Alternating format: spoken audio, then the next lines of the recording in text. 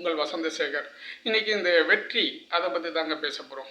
ஒரு மனிதனுக்கு மிகச்சிறந்த ஒரு விஷயமாக கருதப்படுவது இந்த வெற்றி.